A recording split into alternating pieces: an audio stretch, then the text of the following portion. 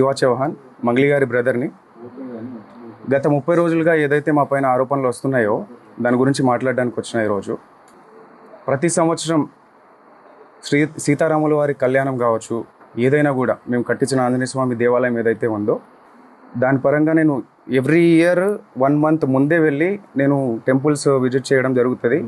నా ఇన్స్టాగ్రామ్ చూసుకుంటే మీరు గత 10 సంవత్సరాలుగా నా ఇన్స్టాగ్రామ్ లిస్టు మొత్తం కూడా దేవాదాయ టెంపుల్స్కి వాటికి మాత్రమే వెళ్తూ ఉంటాను. నేను టెంపుల్స్కి ధనుష్కోటి, రామేశ్వరం అలాంటి టెంపుల్స్కి వెళ్తూ ఉండడం జరుగుతుంది. మీరు కావాల్సింటే చెక్ చేసుకోవచ్చు. అయితే ఈ ఏదైతే నా మీద ఆరోపణలు వస్తున్నాయో, మా అక్క మీద నా మీద ఆరోపణలు వస్తున్నాయో దాని గురించి చెప్పడానికి వచ్చిన.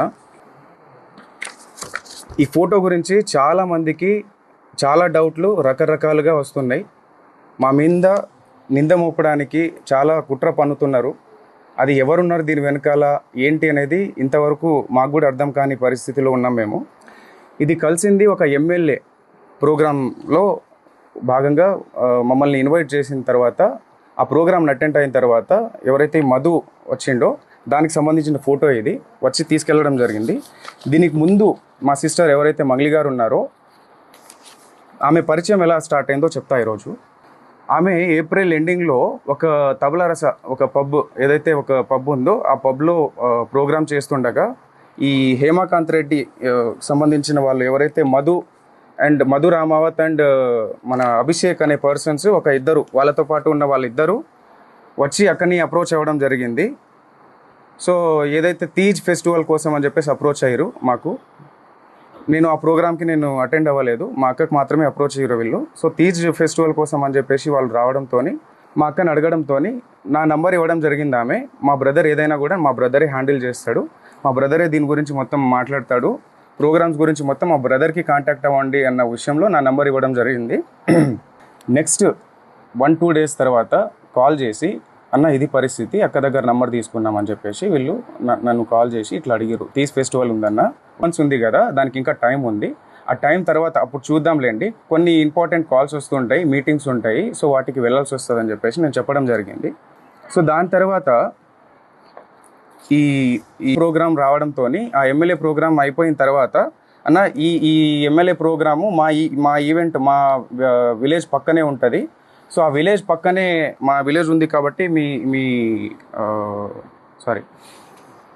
ఏదైతే ఆ ప్రోగ్రామ్ తర్వాత ఈయన వచ్చి మా దగ్గరకు వచ్చి, మా విలేజ్ పక్కనే ఉంటుందన్న, వచ్చి మా దగ్గర భోంచేసి వెళ్ళండి ప్లీజ్, దయచేసి రావాల్సిందిగా కోరుతున్నామని చెప్పేసి, అక్క అంటే మాకు చాలా అభిమానము, ఇష్టము, మా విలేజ్కి వస్తే బాగుంటుందని చెప్పేసి సో పిలిచి మమ్మల్ని ఇన్వైట్ చేసి వెళ్ళడం జరిగింది. ఎందుకు వెళ్ళామంటే ఆ టైంలో చాలా ఓవర్ టైం అయిపోయింది, 12 o'clock అయిపోయింది. ఆ 12 o'clock తర్వాత ఈయన వచ్చి నేను డిన్నర్ అరేంజ్ చేసిన రండి అని చెప్పేసి పిలవడంతో, మా కమ్యూనిటీ కదా అని చెప్పేసి ఆ ఉద్దేశంతో ప్రోగ్రామ్స్ ఉన్నాయని చెప్పి మమ్మల్ని పిలవడంతో మేము వెళ్ళడం జరిగింది. వెళ్తే అక్కడ అక్క నీ ఫోటో, నేను కన్స్ట్రక్షన్లో ఉంది ఇల్లు, ఆ ఫోటో నేను తీసుకుంటాక గుర్తుగా ఈ ఇంటి ఓపెనింగ్కి నేను పిలుస్తా మిమ్మల్ని, ఈ ఇంటి ఓపెనింగ్కి మేము పిలుస్తా, అప్పటికి నేను ఫ్రేమ్ కట్టించుకుంటా అక్క మా ఇంట్లో, నాకు గుర్తుగా ఉంటుంది అని చెప్పేసి మేము డిన్నర్ చేసిన తర్వాత కింద దిగిన ఫోటో ఇది. మా టీం ఏదైతే ఉందో ఆ టీంతో సహా ఒక 15 members వరకు వెళ్ళినాం మేము. ఓకే, సో దీని తర్వాత ఇది అక్కడిది ఫోటో. ఈ ఈవెంట్ ఏదైతే జరిగిందో, ఈ వెంచర్ ఓపెనింగ్, ఇది వెంచర్ మేము రియల్ ఎస్టేట్ వెంచర్ ఇది చేస్తామని చెప్పేసి చేసిరు. దీని గురించి మాట్లాడాలి ఈరోజు. నేను ఈ వెంచర్ ఆఫీస్కి ఓపెనింగ్కి ఎందుకు వెళ్ళడం జరిగిందంటే, నాకు కాల్ చేయడం జరిగింది, అన్న అక్కకి మేము ఇన్వైట్ చేద్దాం అనుకుంటున్నాము, మేము ఈ రియల్ ఎస్టేట్ ఆఫీస్ ఓపెనింగ్కి అక్కకి ఇన్వైట్ చేద్దాం అనుకుంటున్నాము, సో అక్క రావాలన్నా అని చెప్పేసి నన్ను పిలిచిరు, అంటే నాకు అప్రోచ్ అయ్యారు. లేదన్నా ఈ వెంచర్ ఓపెన్లకి అక్క రాదు, ఎక్కడ కూడా మీరు చూసిండొచ్చు, ఎక్కడ కూడా అక్క ఈ వెంచర్ ఓపెనింగ్లకి దీనిలకి వెళ్ళదు అని చెప్పేసి అంటే, లేదన్నా కంపల్సరీ రావాలి, ఎట్లన్నా రావాలన్నా అంటే, లేదు అని చెప్పేసి అక్కని కూడా అప్రోచ్ అయ్యారు, అక్క మీరు కంపల్సరీ రావాలక్క దీనికి అని చెప్పేసి. సో అక్క నేను ఇలాంటి వాటికి రానరా, ఏమన్నా కూడా సరేలే తర్వాత మాట్లాడదాంలే అని చెప్పేసి లైట్ తీసుకుంది. మళ్ళీ ఫాలోఅప్ చేసుకొని అక్క రావాలక్క అని చెప్పేసి June 9th ఇది June 9th చేసుకున్న ఒక ఈ ఆఫీస్ ఓపెనింగ్కి నన్ను ఇన్వైట్ చేయడం జరిగింది. అంటే నువ్వన్నా రా అన్న, మాకు కొంచెం హెల్ప్ఫుల్ ఉంటుంది, నా బిజినెస్కి కొంచెం గ్రోత్ ఉంటుంది, నువ్వు వస్తే నేను కొంచెం చెప్పుకుంటా అన్నట్టు నన్ను పిలవడం జరిగింది. ఆ రోజు నాకు ఫీవర్లో కూడా నేను కార్ పంపిస్తా అన్నా నీకు అని చెప్పేసి అంటే, నేను రాలేను నాకు ఫీవర్గా ఉందంటే నేను కార్ పంపిస్తా అన్నాడు. కార్ పంపించి నన్ను తీసుకెళ్ళి అక్కడ ఆఫీస్లో ఈ ఫోటోలు దిగడం జరిగింది. అక్కడ ఎవరెవరు ఉన్నారు, ఎక్కడి నుంచి వచ్చారు, వాళ్ళంతా ఏంటి అని చెప్పేసి నాకు తెలియదు. ఓన్లీ అది ఒక జిఎన్ఐ ఆఫీస్, ఏదో జిఎన్ ఆఫీస్ అని చెప్పేసి ఓపెనింగ్కి మాత్రమే పిలిచిరు నన్ను. జూన్ 9న అక్కడ ఫొటోస్ దిగినాం, అంతా అయిపోయింది. దాని తర్వాత ఈవినింగ్ టైంలో నేను రిటర్న్ రావాలి అనుకొని, నాకు తొందరగా వెళ్ళాలి, నేను జూన్ 10న అక్క బర్త్డే ఉంది కాబట్టి రేపు నాకు బర్త్డే ఉంది అక్కది, ఆ పనులన్నీ నేను చూసుకోవాలా, పైగా నాకు ఫీవర్ ఉంది, నాకు చాలా ఇదిగా ఉంది, వెళ్ళాలి అంటే సరే అని చెప్పేసి ముగ్గురు వ్యక్తులతో నన్ను డ్రాప్ చేయడం జరిగింది. వీళ్ళు కూడా వచ్చారు ఆ రోజు జూన్ 9న నైట్ టైంలో. చాలా లేట్ అవ్వడం జరిగింది ఆ రోజు ఈవినింగ్, లాంగ్ కాబట్టి మేము ఉండే ఏరియా నుంచి వీళ్ళ ఏరియాకి, మల్లేపల్లి గ్రామానికి, సో ఈ ఆఫీస్కి. సో వీళ్ళు ఎవరైతే నా మీద ఈ పర్సన్ ఎవరైతే నా మీద మొన్న చెప్పడం జరిగింది, వీళ్ళు ఎవరో కూడా నాకు తెలియదు. జస్ట్ డ్రైవర్లుగా వచ్చిర్రు, వెనకాల నన్ను వదలడానికి వచ్చిర్రు. వీళ్ళు వచ్చి నా దగ్గర ఫోటో తీసుకున్న ఫోటో ఇది, మా ఇల్లు బ్యాక్గ్రౌండ్లో, ఇది మా ఇల్లు బ్యాక్గ్రౌండ్. ఇక్కడ ఆఫీస్, ఏదో బ్యాక్గ్రౌండ్లో ఒక ఆఫీస్ ఉంటుంది.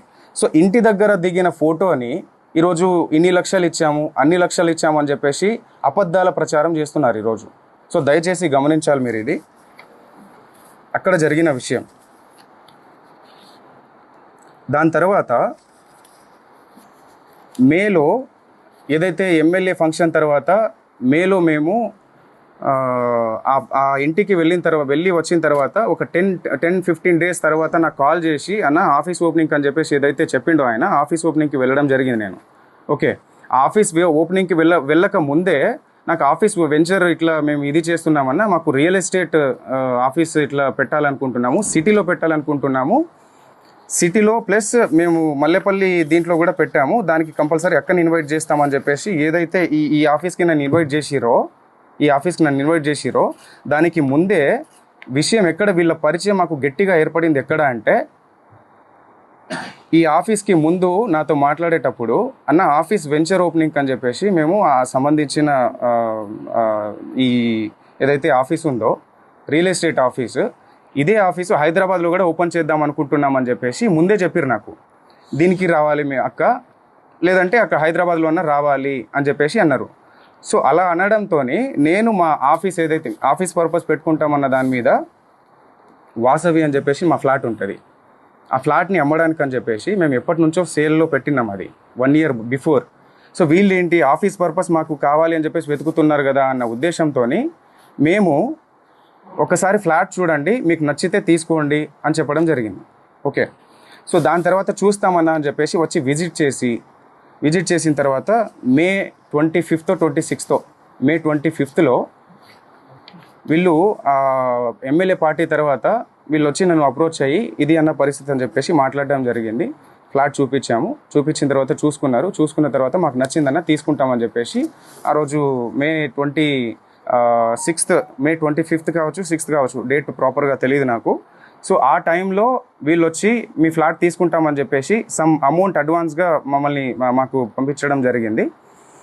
అక్కడ జరిగిన ఏదైతే అటాచ్మెంట్ మా ఫ్లాట్ సేల్ చేయాలని చెప్పేసి మేము అనుకున్న దాని తర్వాతనే ఈ అటాచ్మెంట్ నాకు మధుకి ఏర్పడింది. అక్కకి ఎలాంటి సంబంధం లేదు, అక్క ఫోటో ఒకటి మాత్రమే ఉంటుంది, అది కూడా ఇక్కడ బర్త్డే ఫంక్షన్లో కూడా కలవలేదు, తర్వాత ఏదో. ఓకే, సో ఆ వాసవి ఏదైతే ఉందో ఆ వాసవిలో ఉన్న అగ్రిమెంట్ పరంగా మాత్రమే మాకు పరిచయం, అంతవరకు మాత్రమే వీళ్ళు. జూన్ 9న వాళ్ళ ఆఫీస్కి వెళ్ళి రిటర్న్ అయిన తర్వాత జూన్ 10th నేను కూడా వస్తా అన్నా అంటే సర్లే అన్న చూద్దాంలే అని చెప్పేసి చెప్పడం జరిగింది. జూన్ 10th ఏదైతే బర్త్డే పార్టీలో వాళ్ళు కనిపించారో ఆ విజువల్స్ అది కూడా 12 o'clock వచ్చిరు వాళ్ళు. 12 o'clock వచ్చిన తర్వాత ఎస్ఓటీ ఎవరైతే వచ్చారో దాని తర్వాత వాళ్ళు వెళ్ళిపోయారు, కలవలేదు, ఫోటోలు కూడా తీసుకోలేదు ఆ రోజు అయితే. దాని తర్వాత హేమకాంత్ రెడ్డి గురించి చెప్పాలి నేను. శివ కూడా తెలియదు అక్కడ పోయింది, సస్పెన్స్ లో పోతున్నారని చెప్పేసి అనమాట. తర్వాత డబ్బులు ఎందుకు ఇచ్చారు ఫస్ట్? ఆ కేసులలో ఆ ఎఫ్ఐఆర్ ఫైల్ అయిన దాంట్లో మా పేర్లు నా పేరు కావచ్చు, మా అక్క పేరు కావచ్చు, ఎక్కడ కూడా మా పేర్లు లేవు. మేము ఎక్కడ తప్పు చేసినట్టు మీరు ఎక్కడైనా నిరూపించండి. మేము కంపల్సరీగా ఎక్కడైనా రావడానికి సిద్ధంగా ఉన్నాం. బాధితుల పక్షాన మేము నిలబడడానికి సిద్ధంగా ఉన్నాము. కంపల్సరీగా ఇదైతే గట్టిగా చెప్తా. ఆ ఆంజనేయ స్వామి మీద ఒట్టేసి చెప్తున్నా. మా బంజారా కుల దైవమైనటువంటి సేవాలాల్ సాక్షిగా చెప్తున్నా. తుల్జా భవాని మా అమ్మవారు, తుల్జా భవాని అమ్మవారి పైన అమ్మవారి పైన ఒట్టేసి చెప్తున్నా. మాకు ఈ మైక్రో ఫైనాన్స్ స్కామ్కి ఎటువంటి సంబంధం లేదు. దయచేసి గమనించగలరని చెప్పేసి కోరుకుంటున్నా. అండ్ ఇంకో విషయం ఏంటంటే, బండి శివ అనే వ్యక్తి వేరు, శివ చౌహాన్ అనే వ్యక్తి వేరు. శివ చౌహాన్ నేను. ఈ బండి శివ అనే పేరుని తీసుకొచ్చి శివ చౌహాన్ అని చెప్పేసి మొత్తం ఈ ట్రోల్స్ ఎందుకు జరుగుతున్నాయో మాకు అర్థం కావట్లేదు.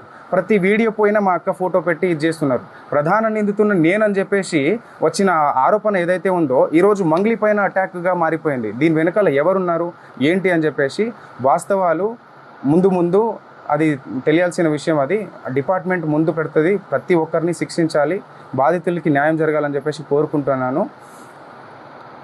14 ఏళ్ళుగా ఒక్కొక్క మెట్టు ధర్మంగా, ఒక్కొక్క మెట్టు ప్రతి పాట ఒక శక్తిలాగా వచ్చే ఒక పాటని ఆమె ముందుకు తీసుకొస్తూ జనాల్ని అంత ఇదిగా తీసుకొస్తూ అంత ధర్మంగా ప్రతిదీ అంత ముందుకు తీసుకొస్తున్నప్పుడు అలాంటి ఒక్కొక్క మెట్టు పవిత్రంగా ఎక్కిన మెట్టుని బదనం చేయడానికి వీళ్ళు ప్రయత్నిస్తున్నారంటే ఎందుకు ఆరోగ్యంగా మాట్లాడదండి? నా ఏ తప్పు లేదు, నా తప్పు లేదని చెప్పేసి ఎందుకు చెప్పకుండా ఉంటుంది ఆమె? సైలెంట్గా ఎందుకు ఉండాలి? మీరు అడిగిన ఏదైతే అవి డబ్బులు ఏవైతే అడిగారో అని చెప్పేసి నాకు ఇట్లా అని చెప్పేసి ఎందుకు మేము ఏదైనా లీగల్గా వెళ్తున్నాం. ఇంతవరకు రాకుండా ఉండడానికి కారణం కూడా అదే. ఈరోజు మమ్మల్ని బదనం చేయాలన్న ఆ ఉద్దేశంతోనే మీరు ఇంత కుట్ర పన్నుతున్నారే, మీ వెనకాల ఎవరున్నారు? అవన్నీ జరగాల్సిన రీతిలో జరుగుతుంది. ఇవన్నీ మొత్తం క్లీన్ చీట్ వచ్చిన తర్వాత డిపార్ట్మెంట్ పరంగా మేము ఎలా లీగల్గా ఎవరి మీద చర్యలు తీసుకోవాలనేది కూడా తప్పకుండా తీసుకుంటాం. దీంట్లో ఎవరిని వదిలేదైతే లేదు. సో ఇది. అండ్ మీరు ఏదైనా క్వశ్చన్ వేయాలనుకుంటే కూడా వేయచ్చు, తప్పకుండా నేను సమాధానం ఇస్తారు. ఇది ముందు సో వీళ్ళు మమ్మల్ని ఏప్రిల్లో ఒక పబ్లో అక్కని కలిసి నా నంబర్ తీసుకొని ఇట్లా ప్రోగ్రామ్ ఉంది అన్న, ఇట్లా రావాలి, అక్క రావాలి, ఇట్లా ఉంది, మా దగ్గర డబ్బులు చాలా ఉన్నాయి, సో మేము ఎంత అయినా ఇస్తాము, అక్క మాత్రం కంపల్సరీ రావాలన్న ఉద్దేశంతో పిలిచారు. సరే చూద్దామన్న అన్న ఉద్దేశంతో చెప్పినాను. తర్వాత వెంటనే ఒక 1 month తర్వాత ఈ మన ఎమ్మెల్యే ప్రోగ్రామ్ జరిగింది. ఆ ఎమ్మెల్యే ప్రోగ్రాంలో వీళ్ళు అన్న పక్కనే ఉంది మా విలేజ్, అక్కడ మిర్యాలగూడ నుంచి పక్కనే మాకు, సో మీరు రావాల్సిందే అన్న కంపల్సరీగా, డిన్నర్ అరేంజ్ చేసిన నేను, అక్కని తీసుకురా అన్న, అది ఇది అని చెప్పేసి వాళ్ళు రిక్వెస్ట్ చేసి, దాని తర్వాత కూడా అక్క ప్లీజ్ అక్క ఒక్కసారి రాక, నాకు కొంచెం హెల్ప్ఫుల్గా ఉంటుంది అక్క, నువ్వు వస్తే నాకు బిజినెస్ కొంచెం నాకు రన్ అవుతుంది అక్క అన్న ఉద్దేశంతో పిలిచారు. సో సర్లే అని చెప్పేసి, ఎలాగో ప్రోగ్రామ్ వీళ్ళు ఇస్తారు కదా అన్న ఉద్దేశంతో మేము దారిలోనే వెళ్తాం. అక్క ఆ దారి నుంచి ఇట్లా ఆ దారిలో వెళ్ళే దారిలోనే మా ఇల్లు ఉంటుంది. సో ఆ ఇల్లు ఏదైతే ఉందో అది కన్స్ట్రక్షన్ లో ఉంది కాబట్టి అది వెళ్ళడం జరిగింది. మేము డిన్నర్ అని చెప్పేసి చెప్పిండు కదా అని మా టీంతో వెళ్ళాం. మా టీంతో వెళ్ళి మేము డిన్నర్ చేసాం. అక్కడ అందరు చేసి కింద వచ్చిన తర్వాత అక్క గుర్తుగా ఉంటుందన్న ఉద్దేశంతో ఒక ఫోటో దిగిరు వాళ్ళు. తర్వాత మేము కలిసిండేది ఇట్లా ఆఫీస్ పర్పస్ అని చెప్పేసి, ఓపెనింగ్ చేసుకోవాలని చెప్పేసి, ఇక్కడ హైదరాబాద్లో కూడా ఒక ఆఫీస్ కావాలి మాకు అని చెప్పేసి చెప్పడంతో, సరే ఫ్లాట్ ఉంది మీరు చూడండి ఒకసారి, మీకు నచ్చితే తీసుకోండి అని చెప్పడం జరిగింది. నేను చూసిరు వాళ్ళు, చూసిన తర్వాత నచ్చిందని చెప్పేసి అగ్రిమెంట్ చేసుకున్నాము. అంతా ఓకే, అంతవరకు ట్రాన్స్ఫర్ చేసిరు. అది అప్పటి నుంచి ఏర్పడిన పరిచయం ఇది. ఆ ఉద్దేశంతోనే నేను కూడా వాళ్ళ ఆఫీస్కి వెళ్ళడం జరిగింది. అక్కని పిలిస్తే లేదు అని చెప్పేసి నేను వెళ్ళడం జరిగింది. నేను రాలేను, కావాలంటే తమ్ముని తీసుకెళ్ళంటే నేను వెళ్ళిన. సో వెళ్ళిన తర్వాత ఈ ఆఫీస్లో ఎవరెవరైతే ఉన్నారో మనకు తెలియని వాళ్ళంతా, సో మధు అనేటోడు పిలిచిండు కాబట్టి అక్కడ వరకు నేను నార్మల్గా వెళ్ళి ఫోటో దిగేసి వచ్చేసిన. ఆయనే కారు పంపించిండు, ఆయన రిటర్న్ నన్ను డ్రాప్ చేసిండు. నాతో పాటు ఇద్దరు వచ్చిర్రు, ఏవైతే నా మీద ఆరోపణలు చేస్తున్నారో, ఇట్లా ఇచ్చిన డబ్బులు ఇచ్చిన, సమ్ అమౌంట్ ఇచ్చిన, క్యాష్ ఇచ్చిన అని చెప్పేసి, అవన్నీ అవాస్తవాలు. ఏమైనా ఉంటే బయట పెట్టండి, తప్పకుండా నేను దానికి ఎక్స్ప్లెనేషన్ ఇస్తాను. డిపార్ట్మెంట్ ఉంది, చట్టాలు ఉన్నాయి, తప్పకుండా దానికి ఒక ప్రాసెస్ అనేది ఉంటుంది. ఆ ప్రాసెస్లో అనేది వెళ్దామని చెప్పేసి మేము లీగల్గా వెళ్ళాలని ఇంతవరకు ముందుకు రాలేదు. సో దయచేసి మీరు గమనించగలరని చెప్పేసి అనుకుంటున్నాను. దాని తర్వాత ఏదైతే ఫ్లాట్ సేల్కి అని చెప్పేసి వచ్చిన తర్వాత జస్ట్ 2-3 months మాత్రమే వీళ్ళు మన దగ్గర ఉండడం జరిగింది. ఆ 2-3 monthsలో కావాల్సిన ఆ ప్రూఫ్స్ అన్నీ మన దగ్గర ఉన్నాయి. రెంట్ ఉంటా అని చెప్పేసి ఆ కీస్ ఏదైతే ఉందో, రెంట్ ఉంటాం, కావాలంటే రెంట్ డబ్బులు ఇస్తానక్క, కొన్ని మీటింగ్స్ పర్పస్ అని చెప్పేసి మాకు ఉంటుంది, మీటింగ్స్ ఉన్నాయి. ఆ మీటింగ్స్ కొంతమంది వస్తూ ఉంటారు. సో నాకు కీస్ కావాలని చెప్పేసి కీస్ తీసుకోవడం జరిగింది. రెంట్ కూడా ఆయన నాకు రెంట్ పే చేస్తాను అని చెప్పేసి కూడా చెప్పడం జరిగింది. దానికి సంబంధించి అన్ని మాకు ప్రూఫ్స్ ఉన్నాయి. సో తప్పకుండా మేము మా పైన వెరిఫికేషన్ వచ్చినప్పుడు మేము తప్పకుండా దాన్ని ఎక్స్ప్లెనేషన్ ఇచ్చుకుంటాము.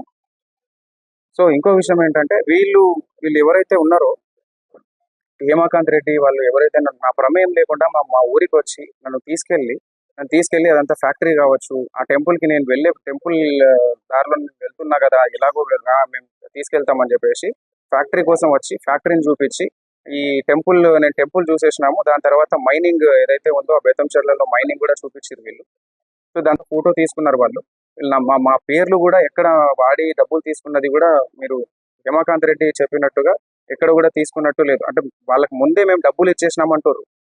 సో వాళ్ళ ముందే డబ్బులు ఇచ్చేసినామన్నప్పుడు మా పేర్లు చెప్పి ఎక్కడ వసూలు చేశారు? ఇవన్నీ అవాస్తవాలు. మా మీద ఏదో కుట్ర జరుగుతుంది, చాలా పెద్ద మొత్తంలో కుట్ర జరుగుతుంది. మా మా మొత్తం ఏదైతే ఉందో ఈ కుట్ర వెనకాల ఇది వాస్తవాలన్నీ బయట పెట్టాలని చెప్పేసి పోలీస్ శాఖ కోరుతున్నాను. అలాగే ఇది న్యాయం జరగాలి. మేము కూడా ఇందులో బాధితుల కంటే మేము మేము కూడా ఒక బాధితులమే. వాళ్ళు డబ్బులు నష్టపోయారు, మేము పరువు నష్టపోయినాం. ఇది ఎప్పటి నుంచో ఒక 14 సంవత్సరాల నుంచి ఒక్కొక్క మెట్టు వచ్చి ఎంతో కష్టపడి తీసుకొచ్చిన పేరు ఇది. ఆ పేరుని బదనం చేయాలని చెప్పేసి ఈ రోజు ఆరోగ్యంట్ గా మాట్లాడుకుంటే, తప్పు చేయనప్పుడు ధర్మంగా నీతి నిజాయితీగా ఉన్నప్పుడు ఎందుకు ఆరోగ్యంట్ గా మాట్లాడదు? నా తప్పు ఏది లేదండి అని చెప్పినా కూడా ఆయన సుబ్బారావు అడ్వకేట్ అనే వ్యక్తి ఇలాగా ముందుకెళ్ళి మీడియాలో ప్రచారం చేయడం ఎంతవరకు కరెక్ట్?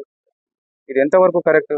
ఆమె బదనం చేస్తున్నప్పుడే కదా ఇదంతా, ఆమె చెయ్యకండి, ఇదంతా తప్పు, ఇది కావాలంటే వెరిఫికేషన్ చేసుకోండి, మీరు పోలీస్ శాఖలు ఉన్నాయి, చట్టం ఉంది, మీరు అడ్వకేటే కదా, మీరు వెళ్ళి విచారించుకోండి, విచారించుకున్న తర్వాత మీరు మీడియాలోకి వెళ్ళండి అని చెప్పినా కూడా లేదు, అది నువ్వు ఫోటోలు ఉన్నాయి, మీ తమ్ముడు ఉన్నాడు ఇక్కడ అని చెప్పేసి చెప్పడం ఎంతవరకు కరెక్ట్? పోలీస్ శాఖ మొత్తం డిపార్ట్మెంట్ కావచ్చు, ఇంకోరు విచారణ చేయకముందే ఇన్ని ఆరోపణలు మా పైన కుట్ర పన్నినట్టు కాదా? ఇదంతా మా వెనకాల కుట్ర చేస్తున్నట్టు కాదా? మీకు అనిపించట్లేదు? ఒక్కసారి ఆలోచించాల్సిందిగా కోరుతున్నాం. అవన్నీ అవాస్తవాలు. ఏవైనా కూడా ముందు పెట్టమని చెప్పండి. కేవలం ఫోటోలు చూపించి ఒక సెలబ్రిటీ స్థాయిలో ఉన్న వాళ్ళు చాలా మందితో దిగుతారు, కూడా వందల మందితో దిగుతారు. ఆ ఫోటోలు తీసుకొచ్చి ఇవి చేయడం ఎంతవరకు కరెక్ట్? ఒక్క ఆధారం కూడా, ఈ 100 ఎఫ్ఐఆర్లు అయిన దాంట్లో ఒక్క పేరు కూడా మా పేరు లేదు, ఒక్క కేసులో కూడా మా పేరు లేదు. ఈ రోజు సుబ్బారావు అడ్వకేట్ అనే వ్యక్తి ఏ కేసు లేకుండా, ఏ ఆధారాలు లేకుండా కేవలం ఆరోగ్యంట్ గా మాట్లాడింది, కేవలం నన్ను ఇబ్బంది పెట్టింది, నన్ను ఇట్లా మాట్లాడింది, ఆమె ఇలా మాట్లాడింది, ఆమె వ్యక్తిత్వం కరెక్ట్ కాదు అని చెప్పడానికి ఆయన ఎవరు? ఆయన ఏదైనా లీగల్ గా వెళ్ళాలి, కానీ ఒక అడ్వకేట్ లీగల్ గా వెళ్ళాలి, చట్టం ద్వారా వెళ్ళాలి. ఏదైనా కోర్టులు ఉన్నాయి, పోలీస్ శాఖలు ఉన్నాయి, వ్యవస్థలు ఉన్నాయి. ఎందుకు ఇవన్నీ ఈ ప్రాసెస్ లో మీడియాలో ఇప్పటికీ స్టిల్ ఈ రోజు కూడా ఆయన వెళ్ళి మీడియాలో ప్రచారం చేయడం జరుగుతుంది. సో ఇవన్నీ మా మీద కుట్ర జరుగుతున్న ప్రాసెస్ అది.